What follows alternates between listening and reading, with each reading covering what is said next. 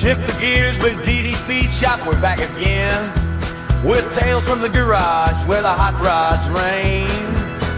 Dan and Murr, they're the wrench-turning crew with Denny by their side. The podcast begins. They're talking classic hot rods and new cars too. Life hacks and lifestyle and a little YouTube. It's DD Speed Shop, the podcast.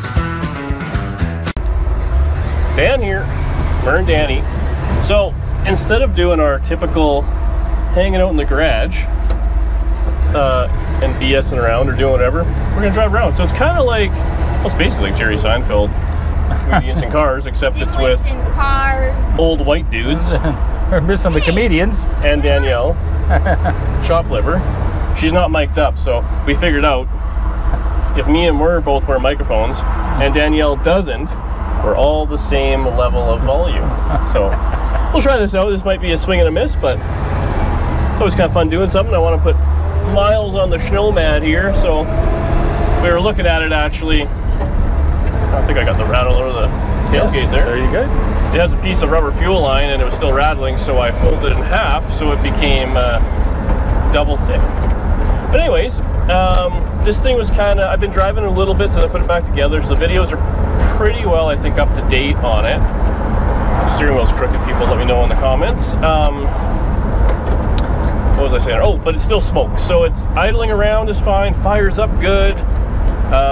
It's only when you kind of really put some load on it and you rev it that it becomes just a little unhappy. And but well, I don't think we're doing a whole lot of power shifting in this thing, so it's just fine. It's so quiet, nice to drive. It's very quiet. People actually did not like that you have it's the raining. fan on all the time. Oh boy. Oh, and the convertible's at your house for the roof down. Are we rescheduling this? I think we might have to. Oh well, that's alright. We'll see how bad it rains. It's not supposed to rain according to the forecast. I think until 6. The forecast. You know what? The only people worse than people who give weather advice, like they're the worst people out there. Anyways, so we're gonna put some miles on it. Murr seems to think he keeps telling me, oh, maybe it's the rings, maybe it's this, maybe it's that. So ultimately, this thing, I mean, it for sure sat for at least 20 or 30 years before I got it, and then who knows what the motor was before. And based on the fact that it was every possible color but Chevy orange, makes me think it was probably just kind of pieced together at some point anyway. So it could be a 40, 50-year-old motor with 100,000 miles on it, for all we know.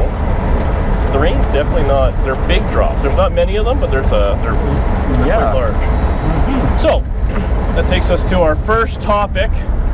Really, that's been getting me going here. All right, we're still good. Honestly, I kind of feel like half the video, this thing's probably going to break down. We'll get to fix it. Yeah. I brought a Leatherman and a pair of pliers, and we have a fire extinguisher. And the battery is hooked up loosely. So we have everything we need. But, so today is Saturday, right before Father's Day. So Power Tour would have ended yesterday for us, or 2 days ago for when this video's coming out. And man, people are complaining about Power Tour. And they're complaining for, I don't think the Power Tour has done anything wrong. It's just people are they're peopling it. And I think you got to take a step back and kind of realize life's pretty good. So the biggest comments I was seeing was, and every year that we go, it's the line. People bitch about the line to get in, the line for food, the line for this, which is fine. But I mean, we're talking, how many, is there 5,000 cars? Yeah. Is that what it is? I think if you put 5,000 cars in, I mean, it's like trying to get into a hockey game or a football game. Yeah. When there's that many people who all want to come in at the same time, there's a lineup. No matter how organized you can be, like, that's just inevitable.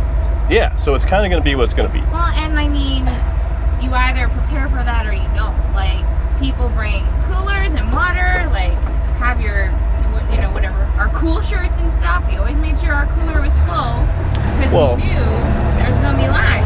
Yeah, I mean, I think people get frustrated, but it just falls into gear now.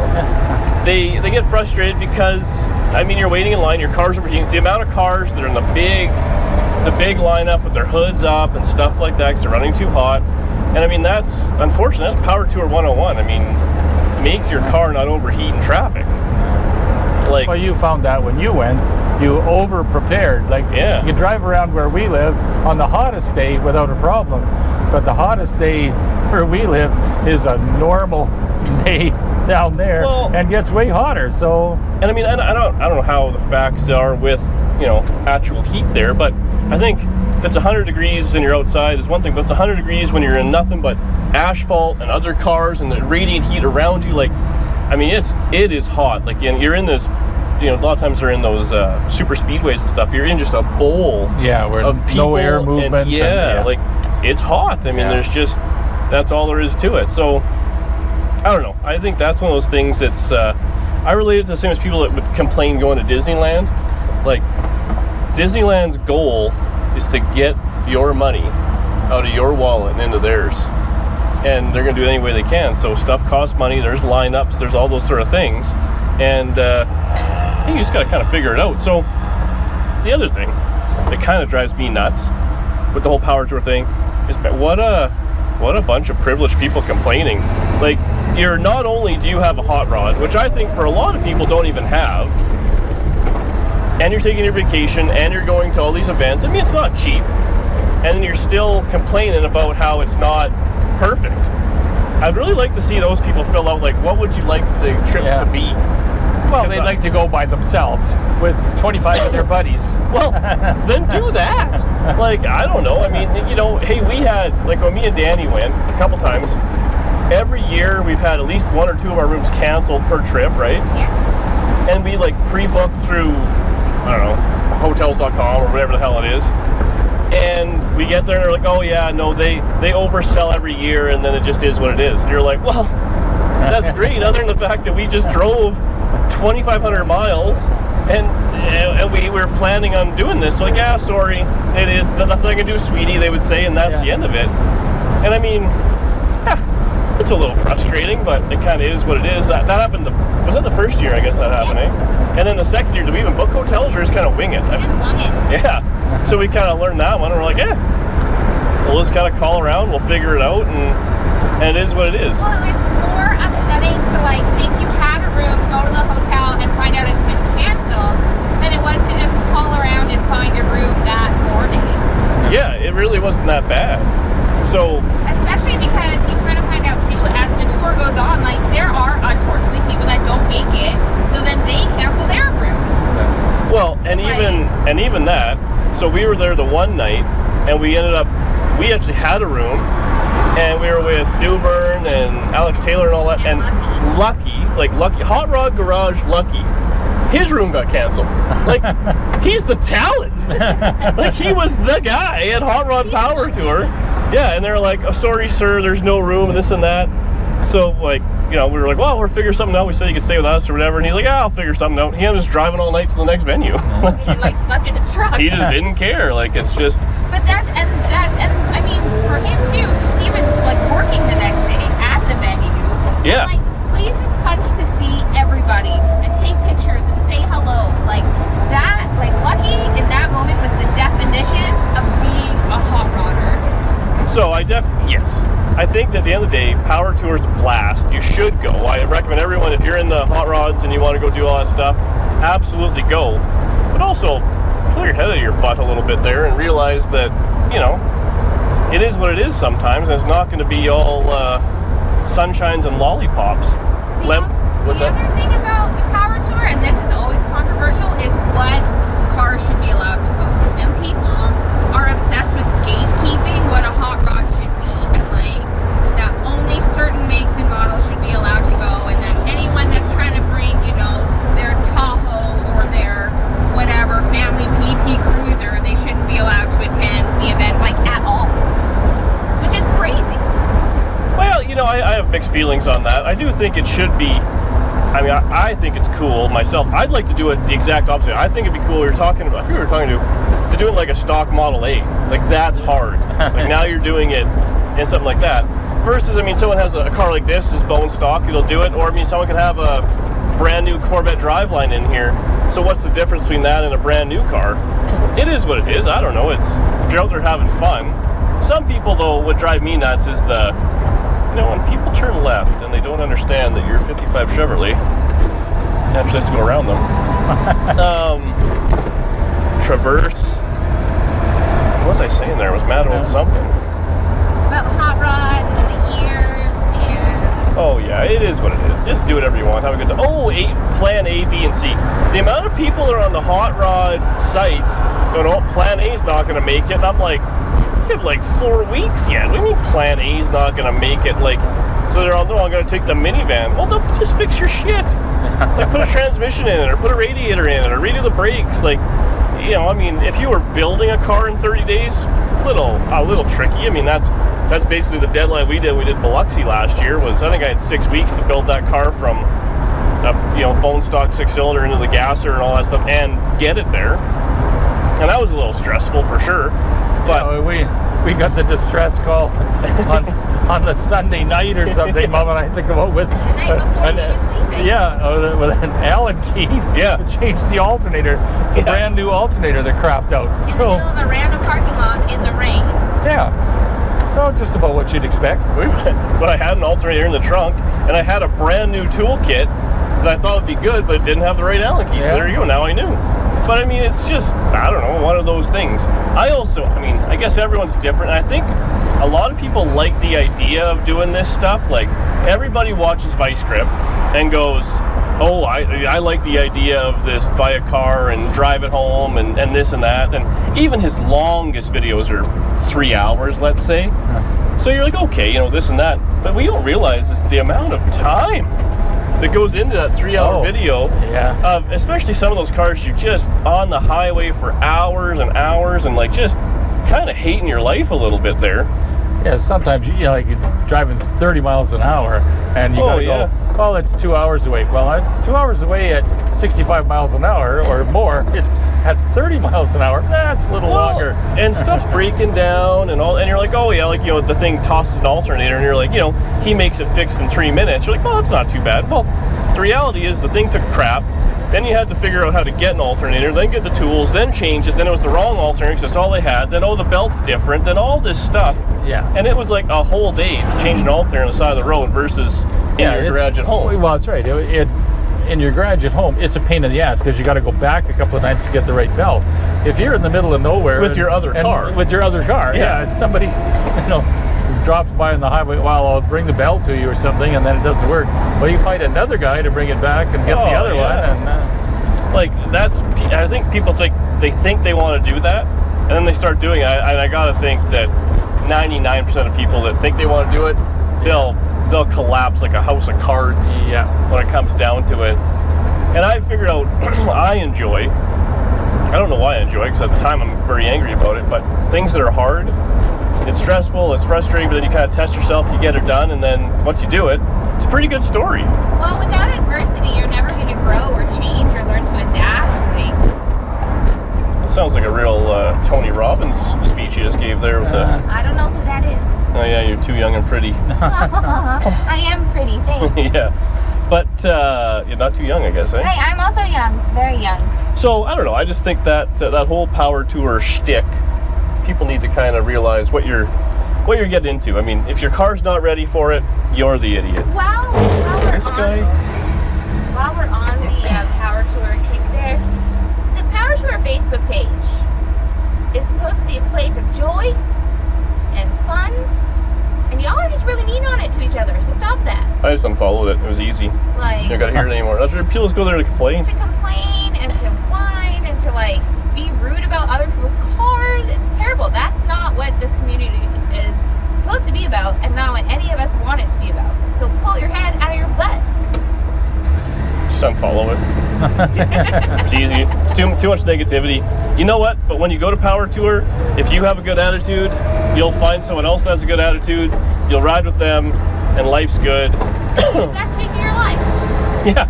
Every year we've gone, we have had the best time. We have met the best people. We've heard so many of like these amazing stories from folks that we can't believe we get to meet from Canada all the way across the world. The guy from Belgium. Yeah. Like, the Power Tour is super awesome, and everyone should have the opportunity to go if they can. But so much of it is what you make it. But it's just, it is what it is. You know, I mean, we did it, I guess, many years ago when we were kids. But I wonder if people still do it like the Great American Road Trip. Like, do people still go by? I mean, obviously, it's not the, you know, the Vista Cruiser or the whatever Chevy Chase bought there. Yeah. And, you know, go on, like, to Wally World type thing. Like, is that a deal? Because, I mean, I feel like in 1955, easily someone could have walked into the dealership, got this car, loaded the kids up, and they went wherever, like Grand Canyon in a 55 It's a miracle Chevy. anybody made it there. No Didn't have cell seat phones. belts, kids sleeping in the back parcel shelf. Yeah. It's amazing. Yeah. Points ignition. Like, what the heck? What were we thinking? Where did you guys go on a road trip? Oh, just like West Talk Lake and stuff like that or whatever. But, you know, it's one of those things. You're just, I don't know. What do people still do that now? Like, do people still go get a new Suburban and drive across the U.S., or they just fly everywhere, or is it all just interstate stuff? Because, I mean, it's like, I don't really, the traveling is irrelevant. I like the journey of where we're kind of going in the back roads and the seeing, you know, antique shops and kind of junk like that. I agree. Or you're not giving us a whole lot today. Anyway, so that's our little rant about the old road trip. Get your car ready, pull your head out of your ass, expect to pay $11 for a lemonade, and, you know, It's expensive. That's just what it is. complain about a sunscreen or a sunburn because you wear sunscreen, that's on you. Yeah. Where is your, like, dream road trip? What would you want to do? This video might turn into me pulling someone out of their car and beating them, killing them, yes, to I death know. because they keep pulling out in front of me. I'm looking to do the Pacific Coast Highway. Oh, me too. That's what I would like to do. You want to go right now? What car do you want to do it in? I think Oh, I think that would be a bit of a problem. No, we're going to take the BMW because we have the dog. Can't leave the dog at home, but I want to go diagonally across the states to end up in California, then go up to BC where we spend the winter. That would be a nice trip. you should do that. That would be really cool. Oregon's supposed to be really nice. I've heard lots of good things. I'd like to, see that. And I mean, California, that's obviously the place to be. But I don't know. I guess we'll see when we get there. But it seems to be, why would you ever live anywhere else other than California? But I guess that also... There might be a few people from the south who are furiously typing like California is not the place to be. California, I didn't think it was that great. But we were just in LA. I think the weather is fantastic. Yeah. The climate is fantastic. The water is cool. The terrain is cool. I think there's a lot of other things politically that might get people a little cranked up, but... Well, also, I mean, the one thing that everybody universally says, other than once it's a great place, is traffic is unbelievable. It is a nightmare. Which I really hate. So I think it's kind of similar to where we go on vacation. It's in Victoria, which is on an island about 80 kilometers from Vancouver.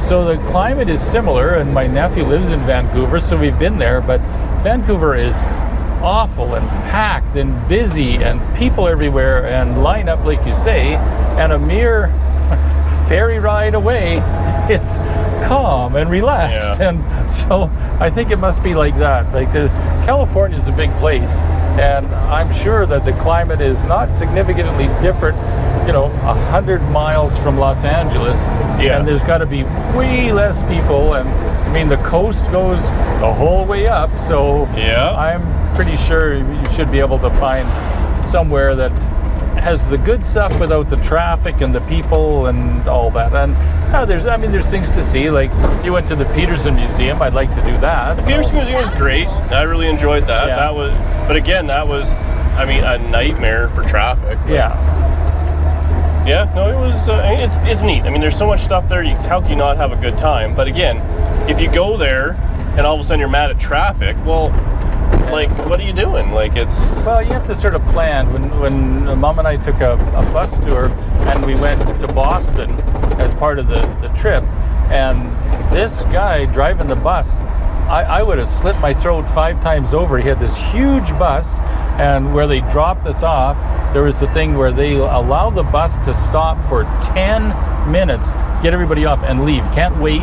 You know, traffic was crazy, and there's parts where it goes under the ground and pops up God knows where. If you didn't know where you were going, it would be 15 shades of ugly. So we got on the bus, we went right where we were, they dropped us off, we had, you know, 2 hours to do what we wanted to do, got on the bus, I didn't have to worry about that. So I think maybe that would be, you know, you can have your whole nice road trip, but you get within a certain distance of where you want to be, and let somebody else worry for the, you know, the day, a hotel or whatever, and then you leave again, because that's... Is the bus tour like a cruise where if you're not back on time, they'll leave you? No, actually they wait for you, because somebody, lost his passport, and so everybody was going, we have to go, and he was looking around, and we were like 2 hours late. How to have 40 people really angry at you? He did not win Mr. Congeniality of the bus tour. No, he did not, because that is like losing your passport. Apparently, is like it's a big deal. Yeah, you don't want to do that. So yeah, you know, that happens to the best of us sometimes. I forgot my wallet on the airplane there not too long ago. It just happens. After I was like, do you have everything? You're like, yeah, why are you even asking me? Yeah. And we get off the plane, we have to catch a connecting flight, and then you all of a sudden you're checking, you're like, oh, I don't have my wallet. And the walk of shame you have to do back onto the plane. But you know what? It always works out. It does. And we'd have figured it out one way or the other. Because you had my passport. I did. So I just didn't have my credit cards. We can figure it out without that. A driver's license and credit card is easy to get. I will say the non-synchro first gear is a little you just got to get better at double clutching.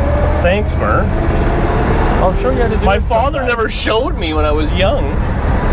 I showed you, you just didn't remember or pay attention. Actually, Mer, speaking of showing, someone had. Did you just burp in my face? No, I was just paying attention. You seriously just burped in my face? No, I was gonna say something, but then I didn't. Someone was wondering who got you into cars and like what you would tinker on when you were younger and stuff. Boy, I don't even remember. It was not my dad, because he was not a car guy at all. A bit of a woodworker, and you know, taught me about tools and stuff like that, but not cars. I just kind of was interested, you know, Hot Rod magazine and Car and Driver and all those things, and started, and I always had a flair for mechanical things, how stuff works, how to take it apart. Maybe a little weaker on how to put it back together again, but putting it back together is overrated. Yeah. Then that was it. I don't remember a time when I wasn't interested in things mechanical. When I was a wee lad, there used to be a little kit called Meccano, where a whole big box of pieces, and you build whatever you want. So I mean, I did that. And that's probably where it all started. Interesting. What was your very first like hot rod build or classic car build? 68 Firebird 400 convertible. And why did you choose that? It just happened on at the right time. I was either Camaro or Firebird, so I opted for the Firebird. And that was... and I learned all about how to get suckered in by a used car dealer and stuff like that, because shortly after I got it, I had to rebuild the engine, but that You bought it from a dealer? Yeah.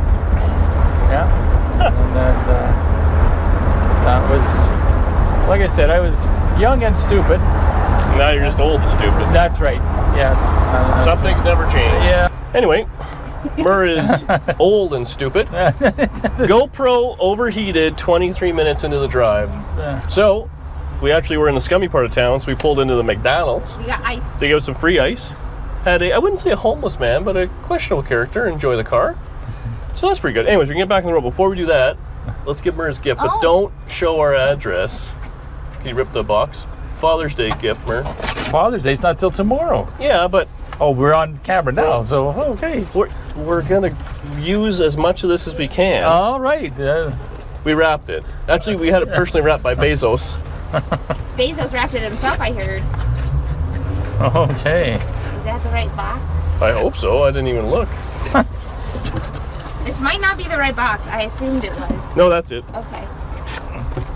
Ooh. Show the people. I am. He wants to unbox the unboxing. I have to unbox the unboxing. Wow.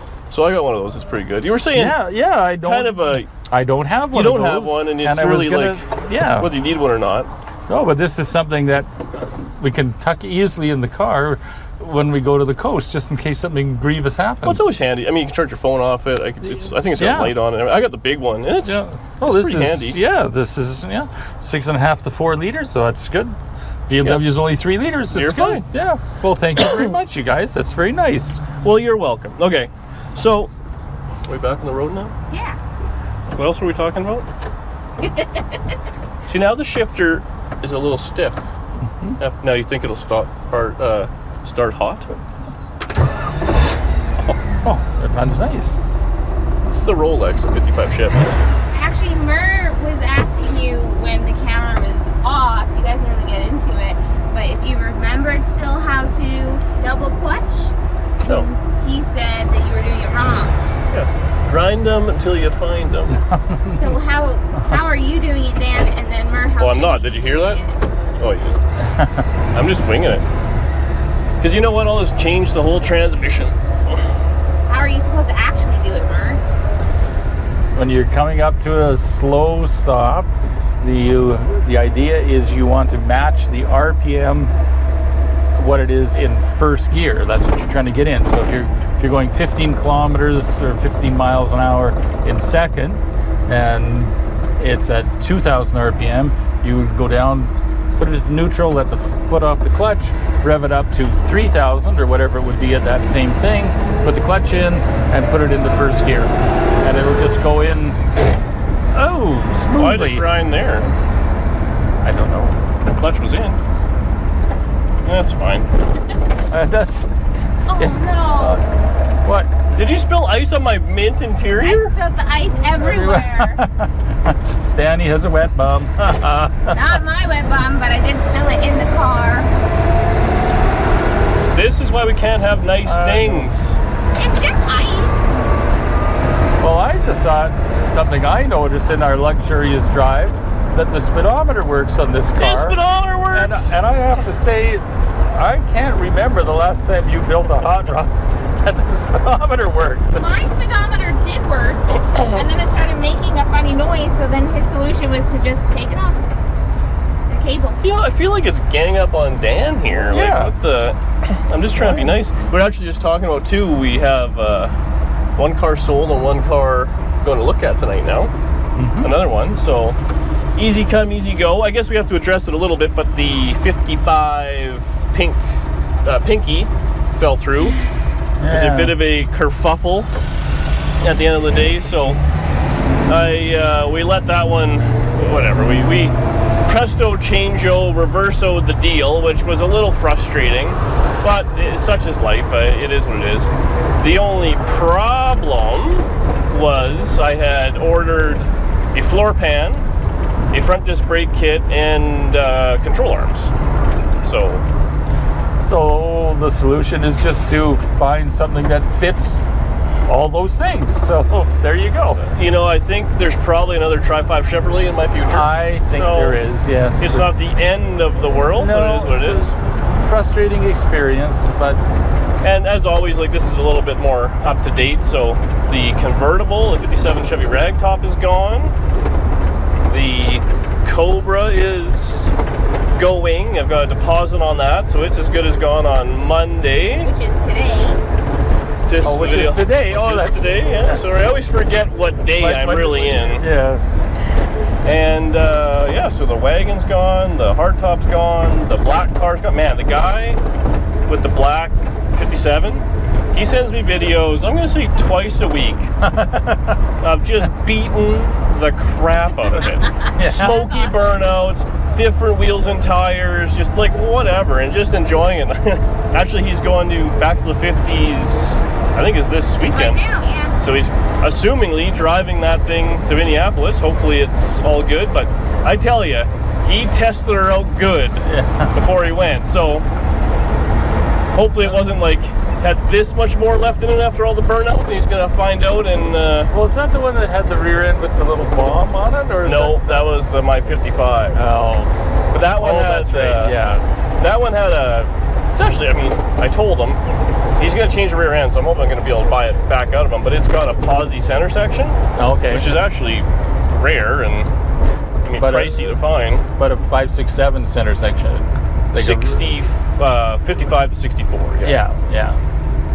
Yeah, so it's like the 9-inch drop in from the front there. Yeah. So they're like, typically actually the center sections aren't the problem in those things. It's the axles. They break axles all the time. Which, that being said, I don't think I've ever broken one. So we're next to a really nice white Kia Soul, Danny. Do you feel? Sometimes I do miss my Kia Soul. I will say. You know what it has? It has its winter tires on it still. So does my Caprice. Oh. Well, it came back on me, didn't it? Speaking of nice looking cars, depending on the 50s or 60s, which decade was better for car styling, in your guys' opinion? I'm gonna say 60s. Yeah. Why? Well, I think it depends. If you want an all-out cruiser or something like that, I mean chrome and like interior-wise and all that, I think the 50s is much nicer. Metal dashes. I think they did like that. Is it Art Deco or whatever? It's kind of vibe. So if you're going from like a styling standpoint, that like if you want to look at it in a museum, but from a driving it standpoint, man, did they figure a lot out between 55 and 65. Like, what would be the big differences? Well, so like a 55 Chevy is like the first real year of like independent front suspension. Like a 54 Chevy would have had like a beam front, the kingpin front axle, which is fine, but definitely not super nice. And so anyways, the 55 would drive way nicer than a 54. But then this, whatever control arm setup is very similar years later. But when you compare a 55 Chevy to like a late 60s Chevy front end, it's just better later on. Like they figured it out, I think. And disc brakes and sway bars and proper shocks and stuff that just really makes it drive a lot nicer and ride smoother. Well, and I think a big part of that though too, especially in the America where these cars were built, was the invention of like the interstate. Whereas in 55, you just kind of chuggle around and do whatever, and you're on kind of 2-lane roads. But I think it was in like the 70s-ish, or when they started putting in those big freeways, they started going faster and all that stuff, and cars were meant for the highway. Gear ratios changed and all that sort of stuff. Tire technology, big huge one there. And I mean, really, it's when you say tire technology, like what does that mean? Well, radial tires made a huge difference in combination with everything else. And really, I think if you look about the decades up to like once you hit 73, then it starts to get kind of ugly. And then, I mean, in the 80s and 90s, it's pretty much of a stretch to find something that you can call a classic. But I don't know. You offended a lot of people there. Yeah. Well, a very loud something beside us. Motorcycle. Yes.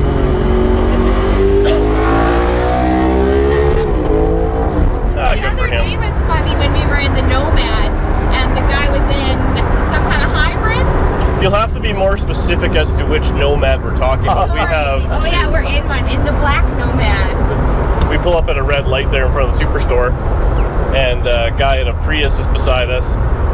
Actually, so what happened was the guy who bought the rag top, we did all the bill of sale and stuff. Okay, keep everything. Well, he hands everything back to Danielle. So then we go sit inside, and she's like, I have 2 bills of sale. I'm like, oh. I'm like, okay, so I called the guy, and he was just down at the Wendy's.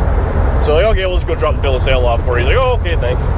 So anyways, we hop in the black Nomad, and we hit a light, and beside us, there's a guy in a Prius, and he's like, you hear that? And he's like revving it. Of course, the Prius just goes from like idle to like 1,500 RPM. Like there's no revving. Yeah. And we raced a little bit. He almost had us. He did. We had a slight traction issue. Yes. Tires didn't have enough heat in them. But yeah, no, it was pretty good. But anyways, back to the 50s and 60s.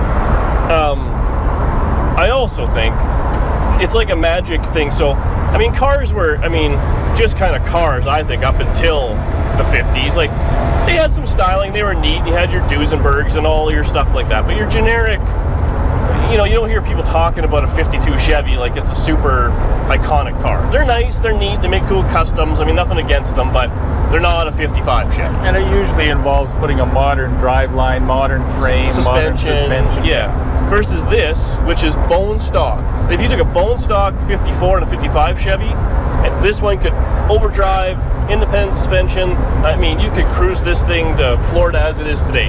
You know, 54 Chevy, you can do it, but yeah, a little rougher, not as nice of a ride, different steering, different all that. The old ones is splasher oil system. They don't have full pressure oil, so they're not designed to run 3,000 RPM continually. It's, you know, so a lot of things changed.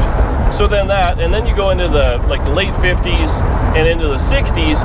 Well, that's when they started really being able to kind of, you know, like I said, be able to put miles on, dual purpose, all that sort of stuff. They still had the styling, then they got the power, and they didn't have to deal with any of the safety or emissions yet. Yes, that's right. And then, like Mur was saying, by, I mean, really 72 or 71 it started, and then by 74 or 5 it was kind of all but over. Yeah. Where everything was neutered for horsepower, compression, and air pumps, and big bumpers. Yeah. Like a 75 Corvette 454 at 180 horsepower or something like that. It was just like, But so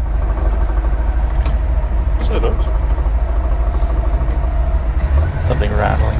Something's rattling. So anyways, yeah, that's a big thing. I think, you know, that's why a lot of those cars now, or people do it like you buy like a Roadster Shop chassis and you can put anything you want, make it nice and modern and fun to drive and all sorts of stuff. So I don't know. I think if you had to just pick a car that was stock or whatever, I'd pick something from the 60s. My favorite, well, one of my favorites is a 70 Chevelle though, so right on the end of 69, I guess you want to call it there, but what else you got? What would have been like the oldest car that you guys worked on in your shop class, Mark? We did some people's 50s cars that people came in, but principally it was just drivers, you know, Toyotas, pickup trucks, maybe some stuff from the 70s, stuff like that. Was there anything really unique? Well, you also have to realize that Mur started teaching in the 80s. That's right. So even just a 10-year-old car would have been in the 70s. So it seems like it's not like it's today and you're working on something from the 50s. It was at that point it was a 25-year-old car, which is still pretty old, but like we're in something from the 90s now. And if you have your classic 55 Chevy two-door hardtop, maybe that's not the place for somebody to learn on your car. I mean, the ones we did are owned by the kids or parents or, you know, a few things like that. No, unfortunately, I would not recommend taking your classic automobile to a high school auto shop unless you sort of know who's going on there, you know. But that seems fair enough. So going back to this tires that we were talking about. These tires. These wheels and tires. People have just tire ratings, tread wear, traction. What do people need to know? The cheapest tire you can buy right now is fine. That's my opinion. It depends on the use that you're going to put in it. And as the tires get stickier and better handling, they also wear out faster. So you want to decide what use it is. You don't want to put real sticky tires on your, you know, Dodge minivan particularly. And the other thing is, go by the aspect ratio of the tires. Like if you have tires that are very short and fat, they're going to handle better, but they're going to ride much rougher. And that's unfortunately what they do now. The stupid idea that they've come up with, and I'm completely against it, but cars like my BMW, because it's the fancy one with the fancy motor, they put these short, fat tires on it, which hit potholes and blow out and things like that. How is your BMW tire escapade going? Yes. Well, I guess we'll find out. I talked to the nice insurance people on Friday. They're going to send me some kind of a check, but there's going to be some sort of a fee because it's has had been around the block more than 5 times. I guess we'll see what it is, but that's a. So you've got. Did you put 10,000 K on those tires and had 2 blowouts? No, those tires, they're only summer. Yeah. And I don't think they've got. I don't know. They were new when I got the vehicle, and I doubt there's 4,000 kilometers on them. I lost one last year, so it had 2,000 on it. Now it's a new one, and then whatever I drove the end of it this year. The ones that I drive in the winter time, which are 50 series, I mean, we've been to the coast and back twice, so they've probably got 10 or 15,000 kilometers on them with no issue whatsoever. So 2,500 miles, you blew out 2 tires. Really says something about the Manitoba roads. It certainly does. And they also told me something really nice. Oh, and we won't be covering you anymore. Oh, really? Yeah. You're the problem. Well, because the last one I hit was a pothole full of water, which you don't see. So they asked, well, did you try to avoid it? And I said, well, no, it was pouring rain and you can't see. And the puddles are over the hole. You don't know how deep it is. So, but it did that. So popped the sidewall of the tire. But because it didn't damage the rim, then they wouldn't pay for it.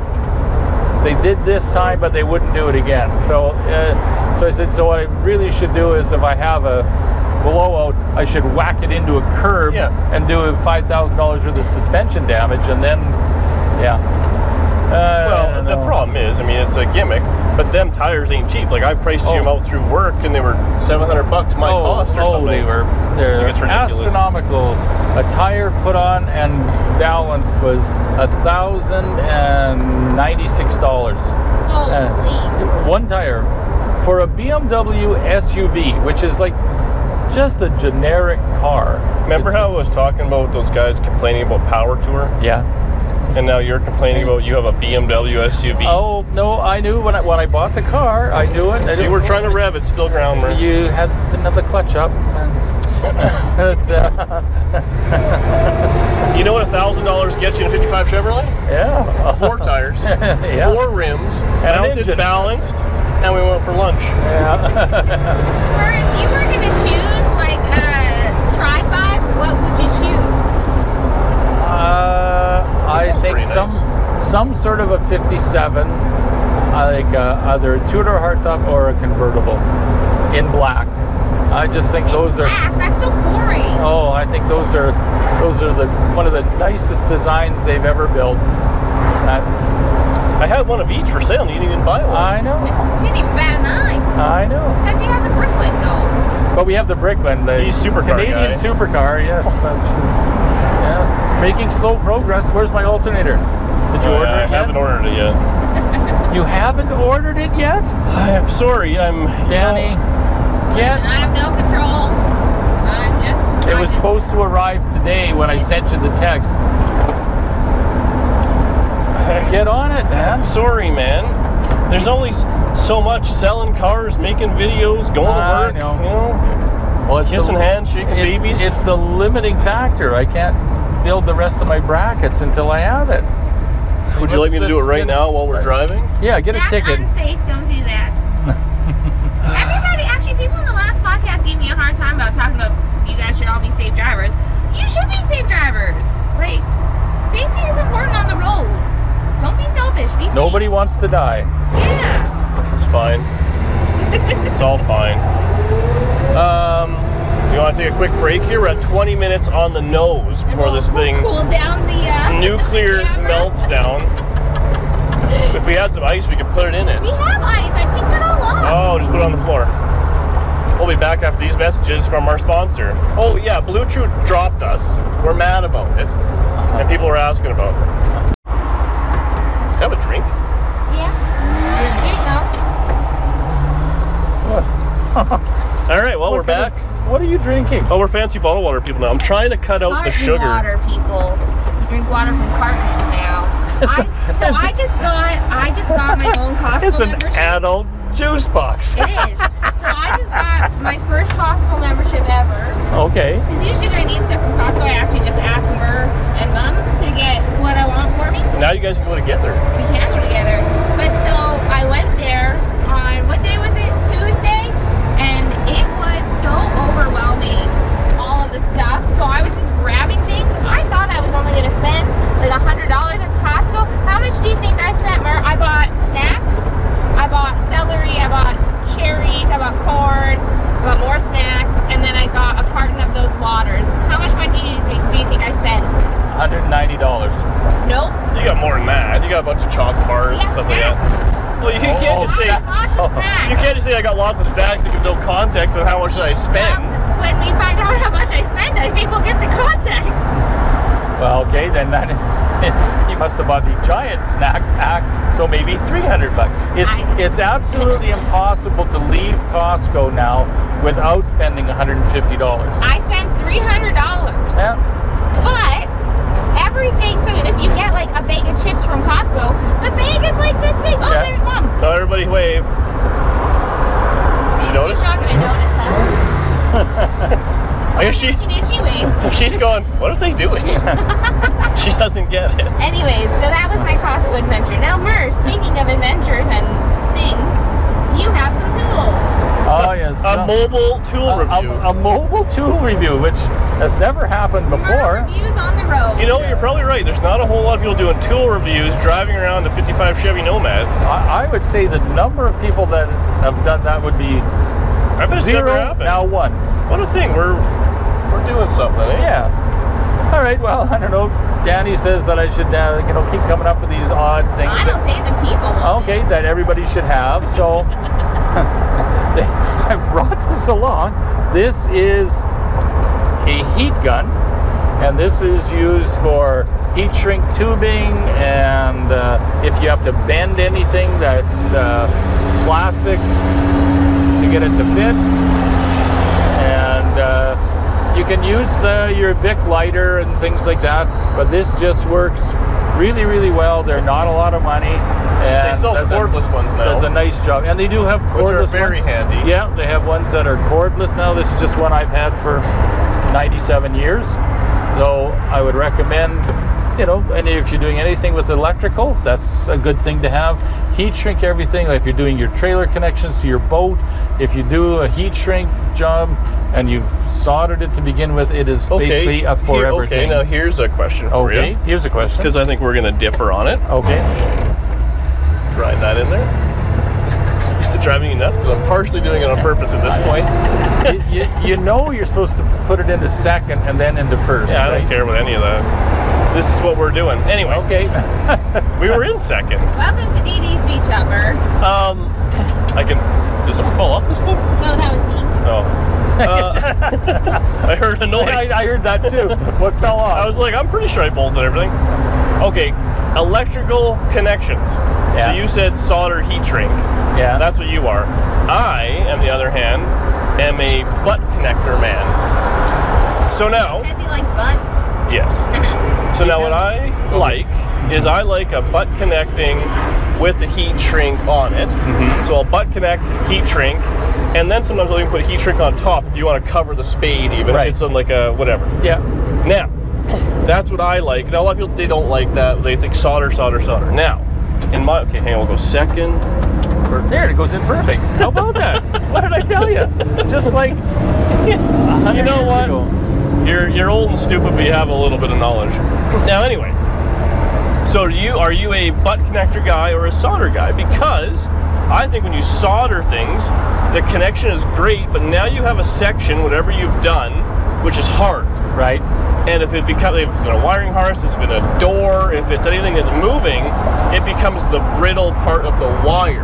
And you're absolutely correct. So I like soldering things that are not going to move. So if you're doing, again, your boat trailer wiring and things like that, goes all the way up to your trailer lights, everything is nylock to the frame, it bounces up and down, but as long as it's not flexing, that's a forever condition. You can put it in and out of the water, gravel roads, it's never going to break. Now, if you are doing something that moves, that's a different kettle of fish. You shouldn't have a connector anywhere around that. You should make sure you replace the wire so the part that moves, if you're talking like a speaker wiring or something like that, and then you open and close it, then that's what you want to do. And of that, you can buy, although it's very hard to find, is very fine wire. You can still have like 16 gauge wire, but instead of the regular stuff that everybody uses, you can buy anywhere, it's very, very fine. And what that does is it allows it to flex back and forth. But it is hard to find. But that's the purpose of it. So any of those doors that have security on them, like at a store or something like that, and you see that flex back and forth, it's that very fine wire inside. They're designed to flex back and forth a couple of million times. So if you can find that, that's what you want to do if you're putting it in a door that moves. So we're both right. So we're both right. Yeah, let's make a note. We've actually agreed on something. Podcast 11, we made it happen. Yeah. When it comes to the heat gun thing, is there like specific things people should be looking for, or will just like any heat gun do? Anything. It doesn't matter. No. I'll tell you a little hot tip. Literally, hot tip. Hot tip. If you're using this and you're doing anything on the inside of the car, do not. Okay, second. Do not. Look at that. It's too bad the camera can't see that, because you're doing it exactly right. Hard to believe. Does he ever do that, Danny? No, I always just pull it in. I let it grind. It's fine. Now you know to give him shit. Okay, so now we'll double clutch. Oh, this guy's not good. Oh, we almost had her. We could have really shown something. Anyway, heat gun. Heat gun. In its name, it gets hot. Mm-hmm. And if you'll notice I'm going to say every car that I've ever done, there is a mark on the carpet of where the tip of the heat gun has touched, and it has in fact schmelted the wire. So just be aware. There you go. I did it again for you. So be aware of the tip. It gets a little hot. And if that happens, make sure you have your fire blanket that Murr told you about last week. Hopefully not. You got that far. Actually, there are a couple comments saying that they went and got fire blankets, Murr. Really? You are changing people's safety habits.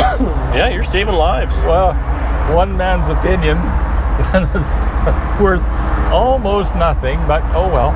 You know what? You're worth everything we're paying you. I'm worth everything I'm paid for you. Oh, this is slick. Not supposed to do that. That's actually a one way the wrong way, sir. Yeah. Wow, that was something to see. He was playing with beads, though. Yeah. That was something else right there.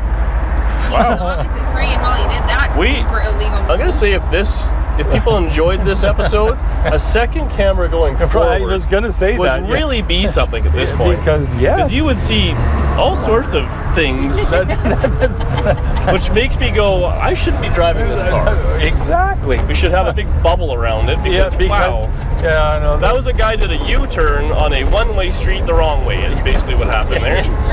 During construction, when you couldn't see anything on a major street. Yes.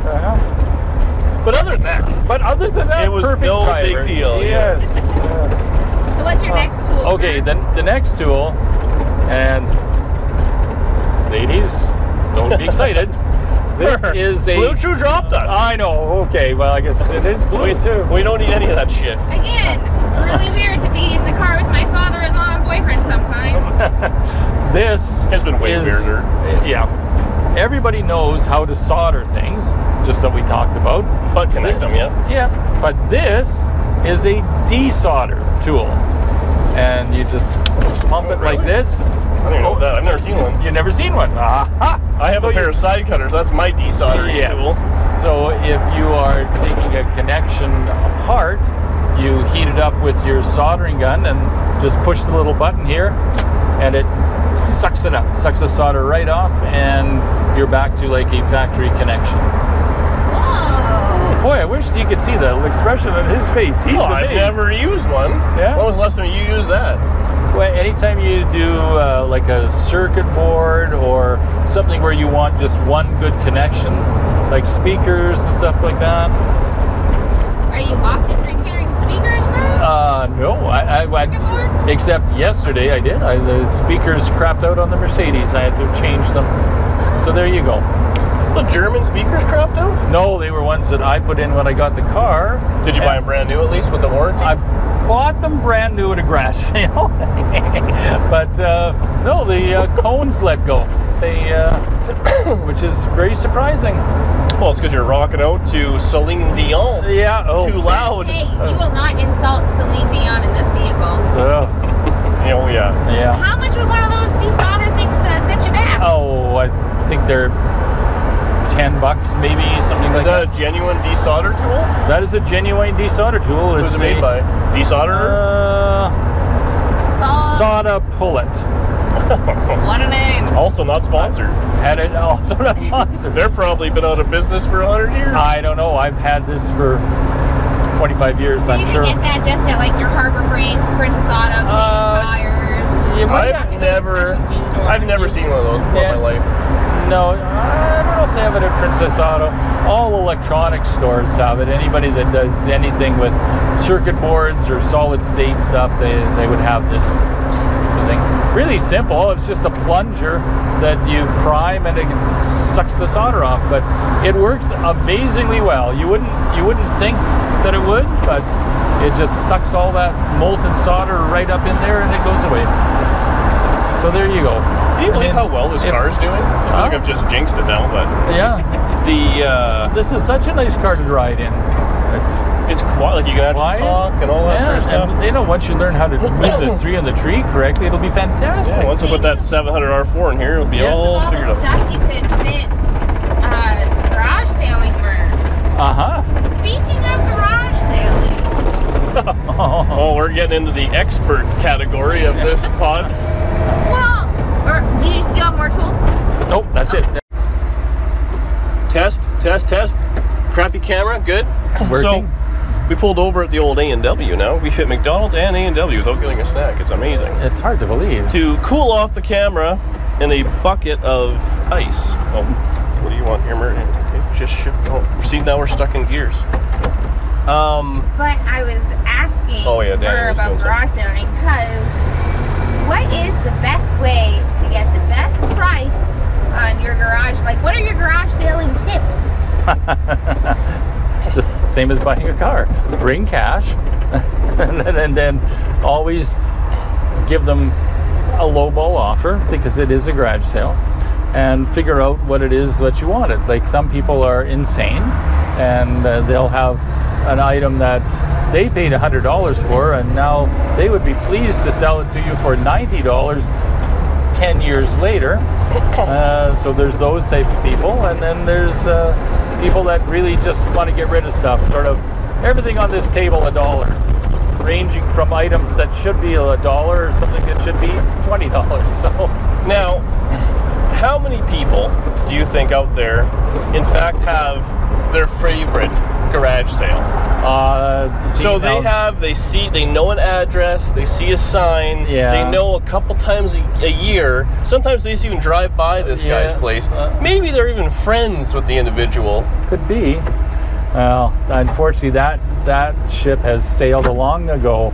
I used to go to a garage sale and this fellow had a store in northern Manitoba and he had contacts that he bought all the stuff that they do now with Amazon. You can buy a pallet of stuff returned to Amazon. He bought stuff from a chain of stores called McLeod's here, which is a general purpose lumber, tools, stuff like that. And he'd buy all this stuff and then he would have a garage sale before he shipped it all up north. And every time he had it, a couple of times a year, I would drop by and I would usually fill my car with this stuff. And it was all, this guy never haggled on the price. It was always very cheap. And I still have stuff. I have copper pipe for, plumbing pipe. I've plumbed the garage with air for that. I've done a lot of plumbing in my house, and I've still got that. And I think I paid $20 because they were all 12-foot long pieces of pipe that had a bend in it or a dent or something, and they couldn't sell it as new. So it was well worth it, and unfortunately doesn't do that anymore. Very sad. So the garage sale seasons, I'm afraid, it's an idea that's come and gone. Your mom and I went out garage sailing today, and I think we probably spent, I don't know, $10. The deal of the day was I bought a lifetime supply of garden hose washers for $0.25. How about that? The new owners of our house will enjoy worry-free garden hose sealing for years to come. What's been like the best find you've had at a garage sale? Oh boy. You have to give them time to prepare for this question. Covers, I mean, I have bought a lot of snap-on tools at garage sales. I bought a really nice snap-on body hammer for $1 that was probably $50.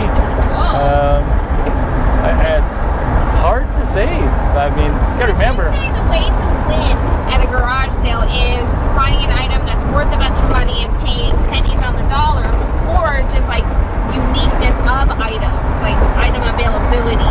What is the preferred win there? Yeah, you just have to. The window of opportunity is pretty narrow. You got to be out on the road by 9 o'clock. Only lasts till maybe 10:30. All the good stuff is gone. So you got to pick your battles. We'll go here, there, and maybe you get lucky, and maybe not. There's some areas of the city are better than others. There's some areas that you never go. So that's okay. Now, would you say you've ever had a garage sale rival? The same gentleman, or the same who is maybe noise? Yeah. The same individuals maybe screwed you out of a couple of items a few times over. Been there just the nick of time before, or have you done that to a individual? The closest I've come is What year's the car? 55. Thank you. Every day. Is when we used to go with your Uncle Jerry and Auntie Joy. Oh yeah? Good looking.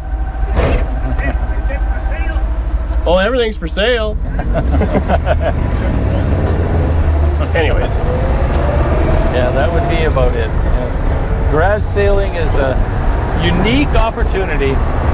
If you don't enjoy it, it's not your thing. It's sort of like cars, you know, like all the work you did to that nice black Camaro that went away. You couldn't pay you to do it if you didn't love to do it. Garage selling for me is, I hate the people. Yeah. And it's the time, and it's such a crap. You'll go up there and people are, oh, look at this, they're selling and that. And it's all garbage. Yeah. I don't need any of it. Yes, the golden age of garage sales is long since over. I'd say ended 5 years ago.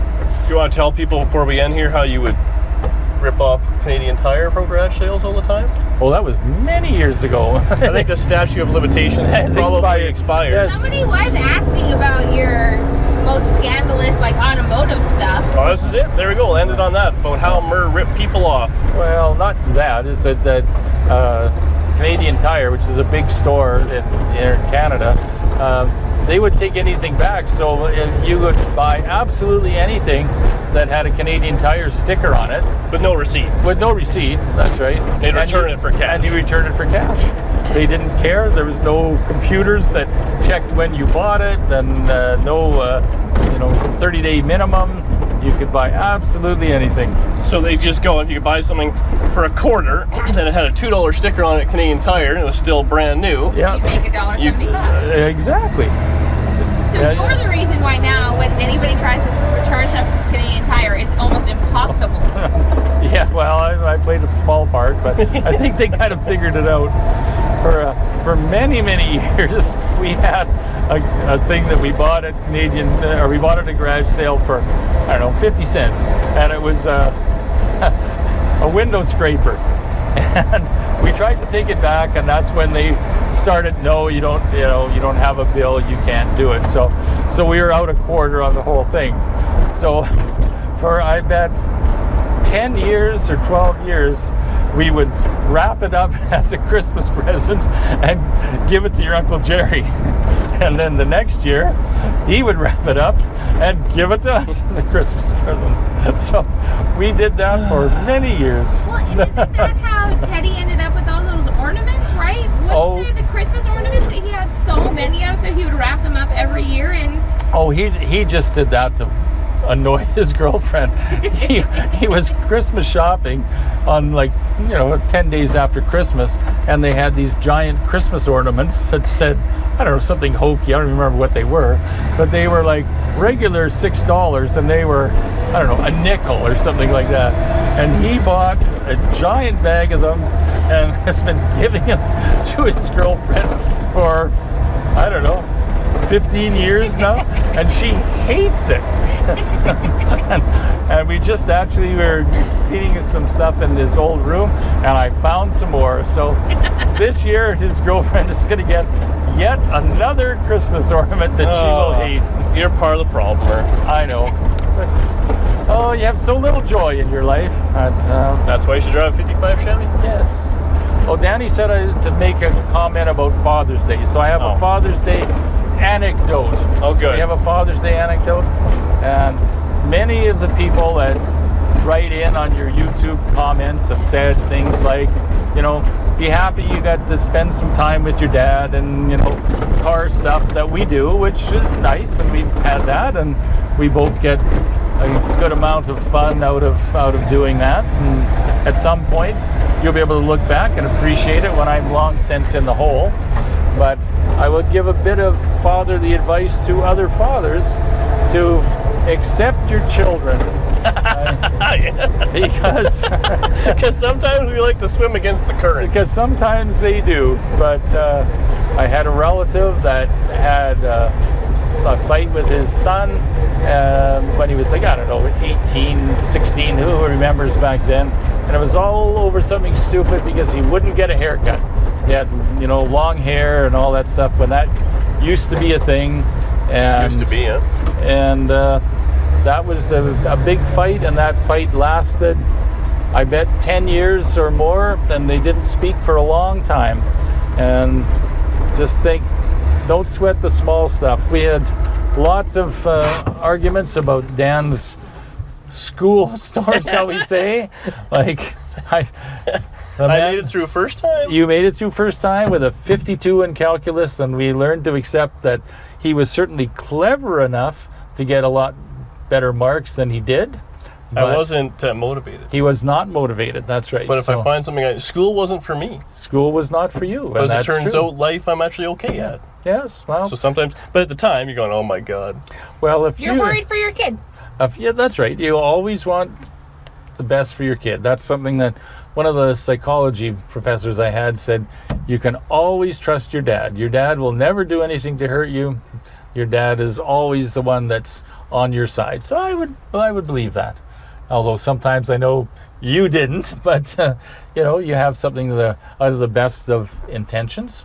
But I always did what I thought was best for me, regardless of anything else. And maybe, just maybe, not everyone agreed with that. Yeah. I still do that today, believe it or not. Well, there is a few things that over the years that, not when you were living at home, but after you moved out, you came back a few things and said, you were right about such and such a thing, which always, it was a couple that was always did my heart good to say that the light bulb came on and whatnot. But so just accept your children for what they are, and it'll probably work out. And it'll probably work out.